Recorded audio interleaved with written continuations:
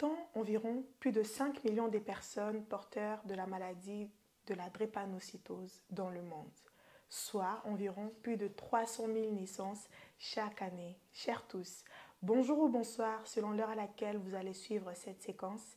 C'est bel et bien moi, Lydie Bompaka, aka Joyce Lydie, la présentatrice du moment. Pour ce faire, je reçois pour vous le premier dauphin et le fondateur, l'un des fondateurs de l'association Ofafele Foundation, avec qui nous allons nous entretenir sur cette maladie de la drépanocytose, quelles en sont les caractéristiques, mais également de l'association Ofafele Foundation qui sont en train de faire des actions afin de venir en aide aux personnes porteuses de la maladie de la drépanocytose.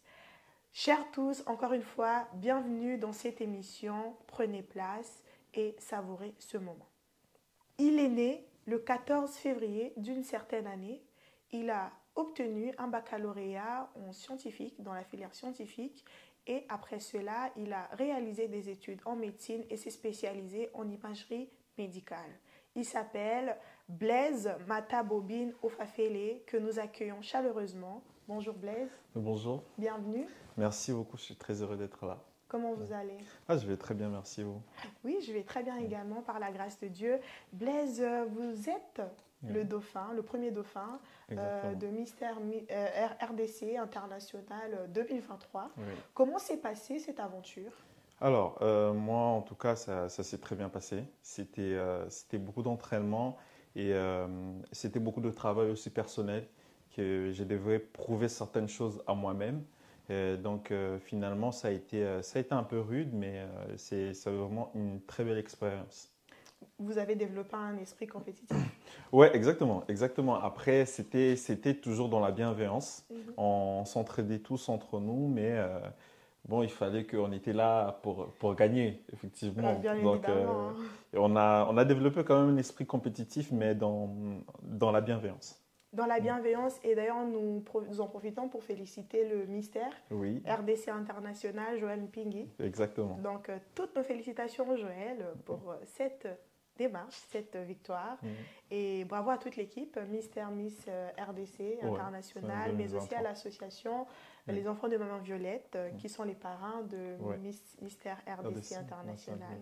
Et aussi pour toutes les actions qu'ils sont en train de faire, en tout cas pour les enfants orphelins. En République démocratique du Congo. Alors Blaise, vous également, vous avez créé une association. Effectivement. Ofafele Foundation. Exactement. Pourquoi ce nom Ofafele Foundation? Alors, ce nom déjà parce que je voulais rendre hommage déjà à une personne qui m'est chère, qui est mon père. À travers cette association, c'est un hommage que je le rends parce que c'est la personne la plus altruiste que j'ai connue dans ma vie. Et en tout cas, je n'ai pas pu le faire de son vivant, le remercier de tout ce qu'il a fait pour moi. Et lui donner ce nom-là, ça serait une façon pour moi de remercier mon père. D'accord. Et il est où votre père? Mon père, malheureusement, il nous a quittés depuis 2019. Et c'est pour ça, c'est une façon pour moi de le remercier pour tout ce qu'il a fait pour moi, en tout cas. En tout cas, que son âme repose en paix et tous nos hommages. Merci. Pour ce bel homme, grand homme qu'il fut. Exactement. Et quel est le but de votre association? Alors, on a plusieurs buts. On veut vraiment venir en aide aux personnes qui sont au Congo. Et dans un premier lieu, on va toucher le domaine de la santé. Et ça sera la drépanocytose. On veut aider les personnes qui souffrent de la drépanocytose au Congo pour leur permettre en fait, d'avoir accès à des soins de qualité et de première nécessité surtout. Et nous pouvons constater que vous avez d'abord commencé par des actions en République démocratique du Congo pour aider les enfants drépanocytaires. Pourquoi avoir commencé par les enfants?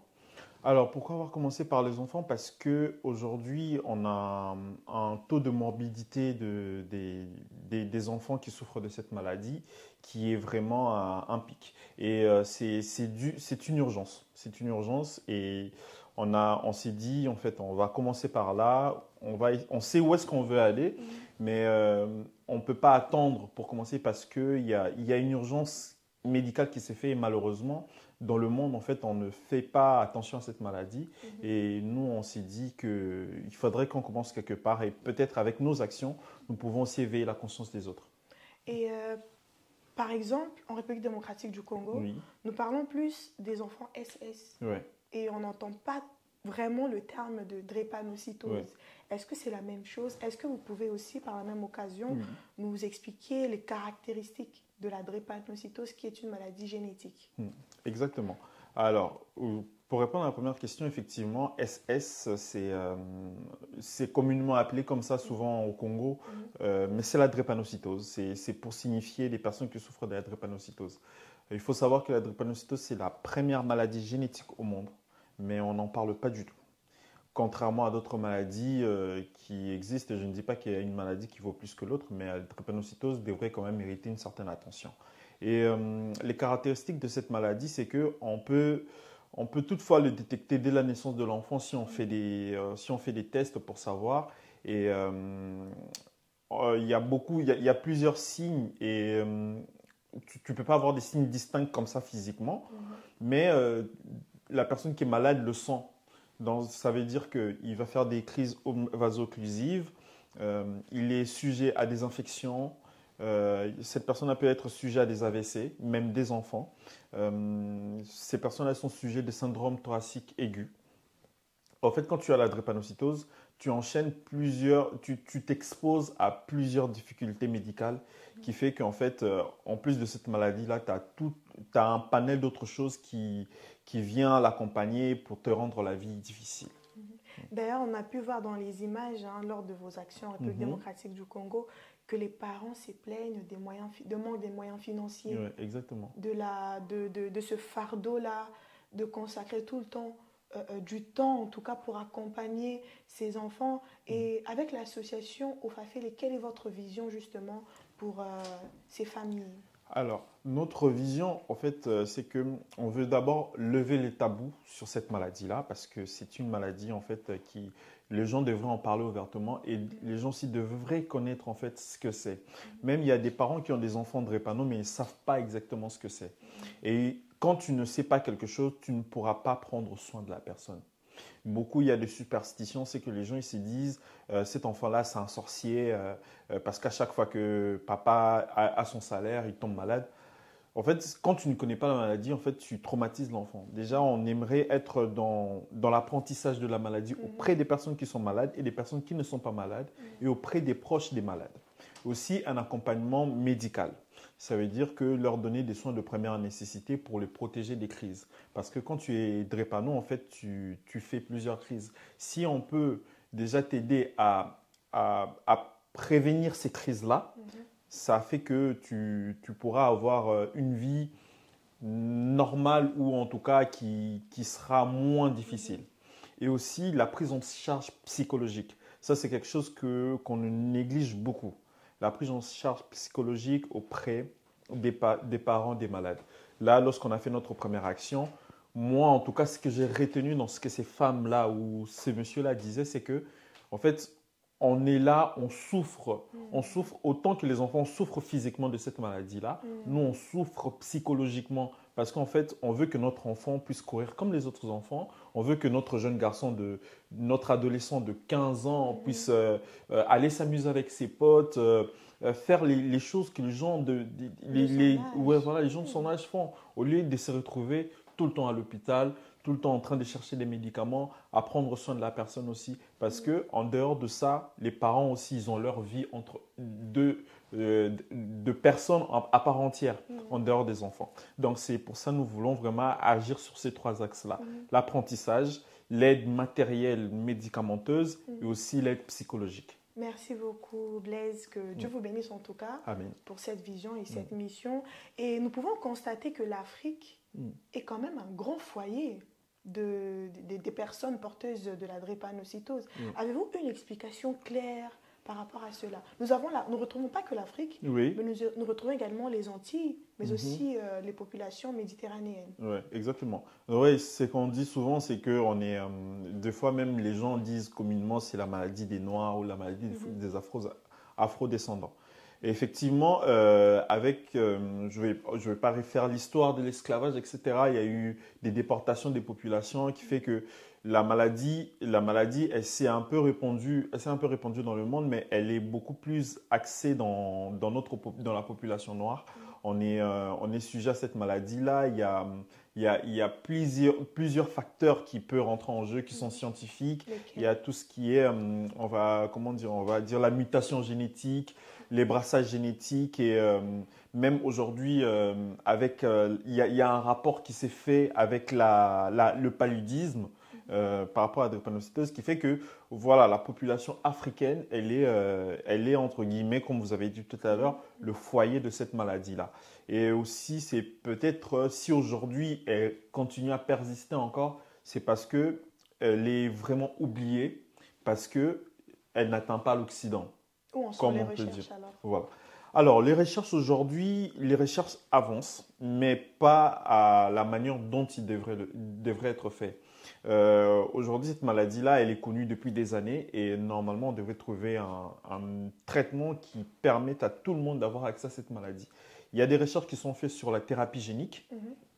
Et il y a aussi des recherches qui sont faites. Il y a une expérience, je vais dire une expérience qui est faite. Il y a beaucoup de personnes. Moi, lorsque j'ai fait mon travail de fin d'études sur la drépanocytose, j'ai rencontré des personnes qui ont eu recours à la greffe de la moelle épinière.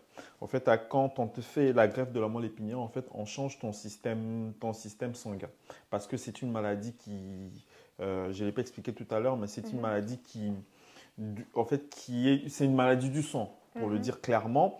Donc, elle joue sur l'oxygénation du sang. Donc, lorsqu'on te change la moelle, en fait, la greffe de la moelle osseuse, excusez-moi, en fait, on change ton système sanguin, entre guillemets. Donc, on permet à ce que tout le système sanguin malade qui était en place ne puisse plus être en place. Donc, il y a ce traitement-là qui est fait, mais ça demande beaucoup d'examens.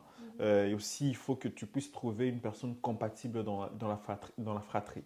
Parce que c'est que tes frères et sœurs qui peuvent faire la greffe de la moelle. Mais en tout cas, ça fonctionne. Ça fonctionne.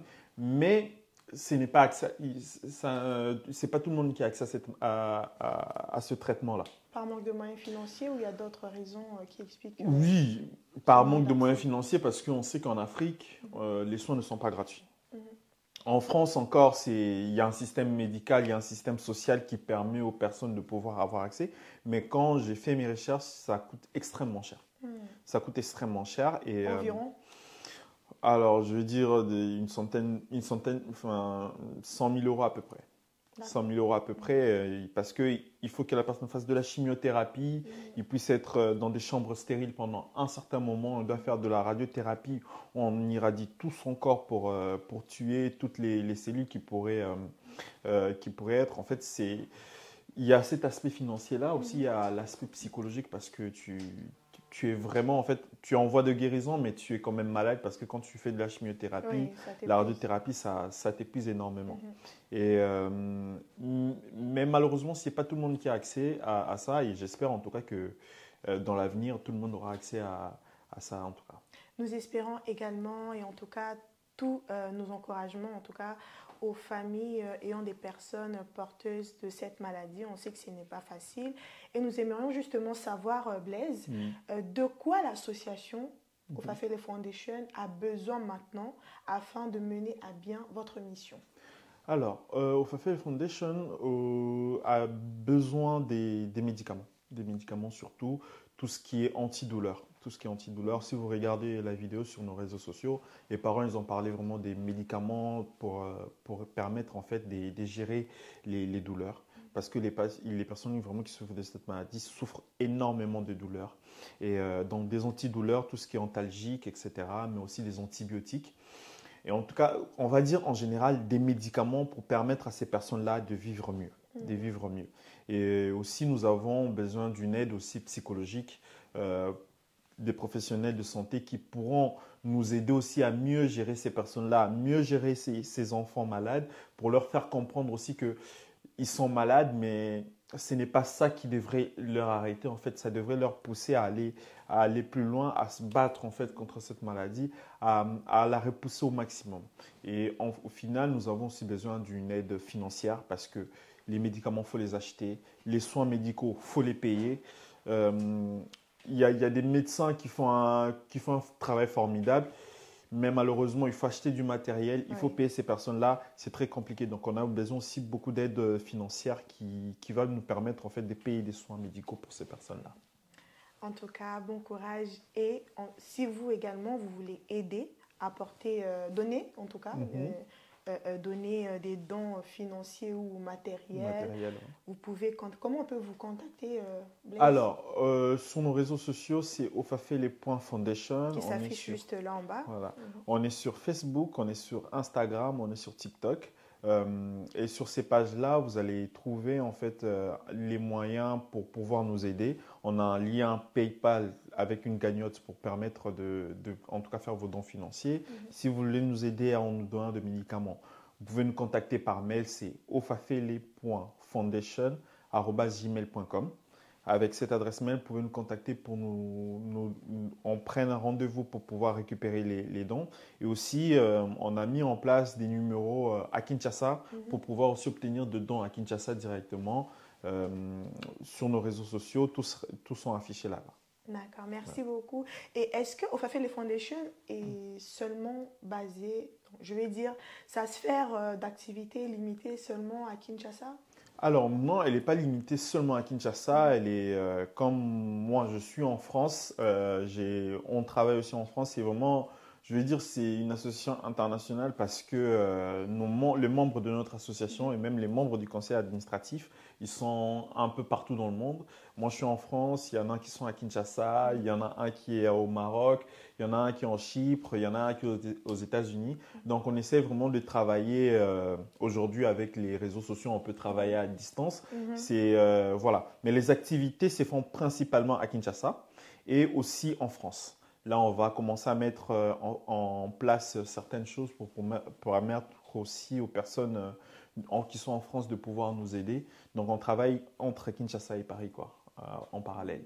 Voilà. Et plus tard, espérez-vous ouvrir un centre de santé dans l'imagerie, spécialisé dans l'imagerie, en particulier que pour les personnes drépanocytaires, un accompagnement pour ces personnes-là? Oui, si Dieu fait grâce en tout cas, sachant que voilà, ça on le fait avant tout parce que en étant chrétien, la Bible nous parle de la charité. En fait, si aujourd'hui ce projet-là devait avoir lieu, ça serait en tout cas par la grâce de Dieu. On aimerait en tout cas ouvrir un centre d'imagerie, même un centre d'accueil, tout simplement d'accueil psychologique aussi, pour pouvoir parler à ces personnes-là et aussi les aider de la manière la plus adéquate possible. Mais est-ce que ça sera que pour les personnes drépano? Je ne peux pas m'avancer aujourd'hui, mais en tout cas, on mettra tout en œuvre pour pouvoir aider au maximum ces personnes-là dans la mesure du possible. Ils mettront tout en œuvre pour aider ces personnes dans la mesure du possible. Chers tous, comme vous le retenez, nous parlons bien de cette maladie qui touche des millions de personnes et la grande majorité sont des personnes noires, si nous pouvons le dire de telle manière. Et nous allons justement nous retrouver après cette séquence de la vidéo des actions qui ont commencé à Kinshasa avec l'association Ofafele Foundation. Et nous nous retrouvons juste après pour notre rubrique « Jeux ». À tout de suite.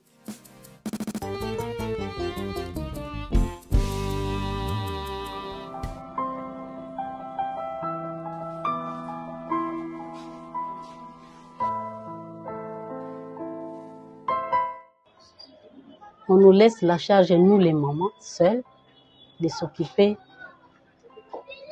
de l'enfant drépanocytaire. Puisque souvent, derrière les enfants, il y a divorce, il y a une séparation entre la maman et... Donc, c'est difficile, les difficultés sont énormes. Par exemple, chez mon fils, je viens de faire 3 mois d'hospitalisation.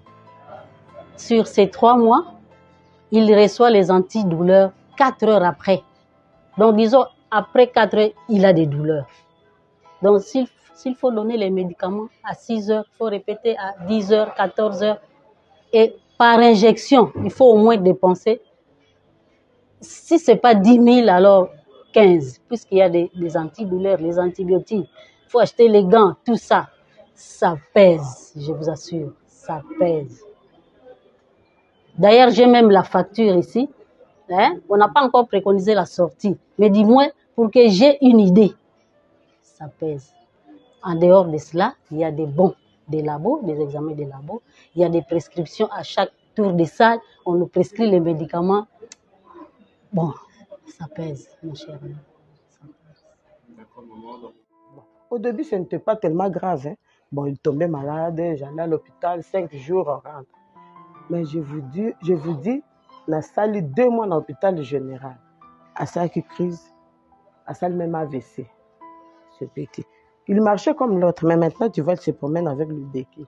À ça, quand la crise n'a pas le colo, passe à Ngumbi le colo. Kongumba, on a fait à Yekobika, mais à Tikali le colo. Et comme problème. Maintenant, et comme c'est une opération. Il ne peut même pas marcher avec le béquille. Le médecin n'autorise pas de marcher avec le béquille. Mais là, un grand garçon qui tient dans mon communaire, ce n'est pas facile. Pour aller même au coin, il faut les mettre au dos. Ce n'est pas facile. Moi aussi, je suis fatigué. Ah, j'ai poussé à Nyaza sur ma case. Il faut, qui n'a à cause de lui. Tant qu'on a belle, on a terminé tout. J'ai même vendu les habits. J'ai presque tout vendu. Oh, il y a valeur. Na simba qui pour moi na oyo abika. Bon. Abika qui m'a malade, j'ai amené l'enfant à l'Embelembe. On a soigné encore l'enfant par ignorance sans savoir fermer les examens électrophorèses. Lorsqu'on a soigné l'enfant, j'ai amené l'enfant à la maison. Il y a les gens qui m'ont conseillé d'amener d'abord l'enfant faire les examens électrophorèses. Lorsque j'ai fait les examens électrophorèses, l'enfant était de CSR. On m'a demandé quand même de continuer seulement avec des soins, de continuer toujours de se rencontrer avec des médecins. Je me suis rencontré plusieurs fois avec le médecin, mais l'enfant, il y a un moment où il a tombé l'AVC. C'est un enfant de 6 ans. Il est né le 17 juillet 2016. C'est 7 ans, il va accomplir ça au mois de juillet. Et lorsque je suis ici, j'ai beaucoup dépensé. La crise, il a fait tomber la crise, c'était lundi. Pour le moment, je viens de dépenser plus de $600. Avec le $600, on m'avait demandé de faire, parce qu'il ne parlait même pas, de faire quand même les examens scanner cérébral, parce qu'il ne parlait pas quand même, Gloire à Dieu, il a déjà parlé. Mais ce que je demande comme aide, on peut m'aider parce qu'il faut changer du sang. Ses bras de droite ne bougent pas avec la jambe, ça ne bouge pas. Et donc il n'y a plus moyen de marcher. C'est ce que je veux qu'on puisse m'aider dans ces cas-là. Donc je n'ai pas autre chose à dire.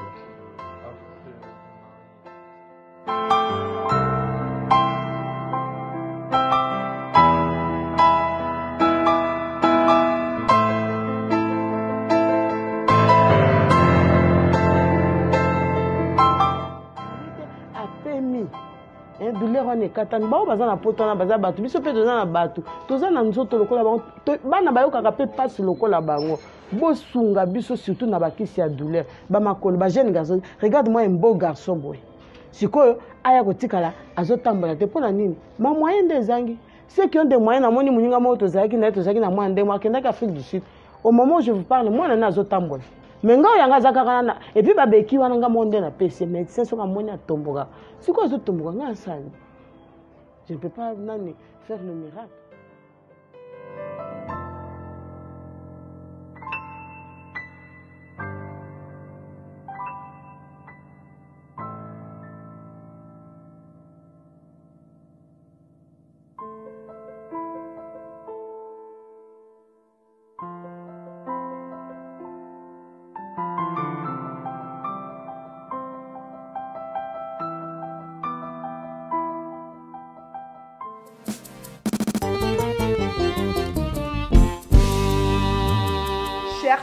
Nous voici donc de retour sur ce plateau avec notre invité de ce jour, Blaise Ofafele, donc Blaise Matabobine Ofafele, l'un des présidents de l'association Ofafele Foundation, avec qui nous sommes en train de nous entretenir sur la maladie de la drépanocytose. Maintenant, nous allons un peu nous détendre. Vous pouvez prendre un jus, vous pouvez prendre du thé, du café. parce que là, nous allons un peu nous amuser, Blaise. Hein. Exactement. Il n'y a pas de souci, je suis prêt. Vous êtes prêts? Oui, vous je êtes suis sûr? prêt. Alors, notre jeu de ce jour, c'est ni oui, ni non. Ah, d'accord. Je vais Ok. vous dire des choses qui sont soit des affirmations, soit des choses qui ne sont pas vraies. Donc, D'accord. vous allez me répondre par l'équivalence d'un oui ou d'un non. Mais en tout cas, le mot oui et le mot non ne doivent pas sortir de votre bouche. Sinon, vous perdez, on arrête là. D'accord, je vais faire un effort. Parce que je joue des fois avec mes neveux et ils arrivent à m'avoir. Je vais faire un effort de... En tout cas, vous êtes, le défi est lancé, en tout cas, pour On y vous. va. Et c'est parti, ni oui, ni non. Et vous également à la maison, vous pouvez participer avec nous dans les commentaires. Alors, Blaise, vous avez créé l'association Ofafele Foundation uniquement pour venir en aide aux personnes drépanocytaires. Pas que. Pas que. Ok.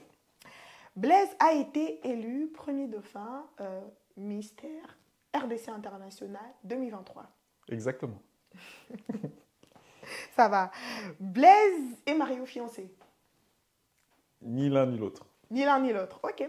Blaise aime les filles, pour sortir avec une fille en tout cas, une jeune femme, il faudrait qu'elle soit obligatoirement Miss ou qu'elle ait participé à une Absolument pas. compétition Miss. Non? Absolument pas. Non? Non. Ça y est, J'y Ça y étais est. presque. J'y étais presque. presque. Donc j'ai gagné. Ah, c'est comme ça que ça se passe chez nous sur le plateau de Brainstorming Télévision. Merci beaucoup Blaise d'avoir joué le jeu. Oui, bien sûr, c'était avec plaisir. Donc j'avais envie, j'avais ce besoin-là que vous puissiez perdre en tout cas. Ben voilà, c'est fait. Hein. C'est fait et chers tous, restez toujours avec nous parce que maintenant, Blaise, on aimerait savoir Oui. quels sont les projets à venir avec Ofafele Foundation. D'accord. Alors, dans un premier lieu, nous préparons un voyage humanitaire. Au mois de juin, si Dieu fait grâce, en tout cas, on va aller à Kinshasa avec les dons qu'on a déjà reçus d'un de nos partenaires et de certains hôpitaux qui ont en tout cas tendu l'oreille à notre cri d'alarme. Nous irons à Kinshasa au mois de juin pour pouvoir, dans un premier lieu, déjà donner ces matériels-là aux personnes malades, et aussi faire de la prévention aux personnes qui sont pas malades et aussi essayer de discuter aussi avec les familles déjà pour connaître aussi leur état psychologique entre guillemets. Donc ça serait ça notre prochaine mission qui est vraiment en cours de préparation actuellement. Et aussi nous comptons organiser un gala de charité si je ne me trompe pas, c'est le 15 octobre 2023. Un gala de charité où on va récolter des fonds pour continuer en fait notre mission et aussi voilà, en tant que premier dauphin Mister RDC, c'était vraiment dans mon projet de pouvoir récolter les dons et aussi organiser cette soirée-là pour une fois de plus parler aux personnes de la drépanocytose, apprendre aux personnes de la drépanocytose qu'est-ce que c'est et que les gens aient conscience de cette maladie et de l'urgence que c'est. Merci beaucoup Blaise, que Dieu vous bénisse. Amen. Et d'ailleurs, comme nous le savons, chers tous, la chanson 7 minutes de louange de notre frère Eder Timba est toujours disponible sur toutes les plateformes légales de téléchargement et le clip est disponible sur YouTube. Vous pouvez aller visionner 7 minutes de louange. Nous vous informons également que bientôt notre sœur Elia Louvoula sortira son single Déclaration d'amour produit par Cessa Music. Nous allons bientôt savourer cette belle mélodie Déclaration d'amour à Dieu, bien évidemment. Et vous pouvez aussi retrouver le nouvel album du pasteur David Elisha, déjà disponible, Justifié, des cantiques qui vont nous édifier dans nos temps de prière, dans les moments difficiles. Allez donc savourer cela. Vous pouvez également, comme vous le savez, écoutez mon cover Adonai qui est déjà disponible sur toutes les plateformes légales de téléchargement et la vidéo est disponible sur YouTube. Joyce Lydie. Et oui, bien évidemment, moi aussi je sers Dieu à travers ma voix. Que Dieu vous bénisse et nos salutations vont droit vers Mounia Prod, le réalisateur de cette émission. Que Dieu vous bénisse abondamment. Merci également à mon assistant Cliver le mignon, Cliver Mbala, juste derrière la caméra, l'homme à tout faire comme j'aime bien le dire. Un grand merci également à Monsieur Opa, le cœur de Stella. Que Dieu vous bénisse, les parents de Léo. Que Dieu vous bénisse abondamment. Merci beaucoup à la famille Kidiamboko. Que Dieu vous bénisse également. Merci à mon église, la parole du salut. Je vous fais plein de bisous, amour plein. Et merci également à vous, Blaise, d'avoir répondu présent. Merci à vous de m'avoir invité surtout. C'était vraiment un plaisir. Le plaisir est partagé. Et Blaise, avez-vous un dernier mot par rapport à notre entretien de ce jour? Alors, un dernier mot, en tout cas, c'est que la drépanocytose, vraiment, c'est quelque chose de sérieux et on devrait tous prêter attention. Et nous, je parle en tant que Congolais, nous devons vraiment faire attention et surtout nous dépister pour savoir notre état et ça empêchera de proliférer cette maladie-là à l'avenir. Et voilà, que Dieu vous bénisse et surtout prenez soin de vous. Prenez soin de vous, chers tous, comme vous le savez. Abonnez-vous à notre chaîne YouTube si cela n'est pas encore fait. Activez la cloche de notification, partagez au maximum cette émission afin que plusieurs personnes puissent être au courant de quoi nous nous sommes entretenus en ce jour. Et prenez très bien soin de vous, comme nous aimons très bien le dire. We're stick together, together, together. Together.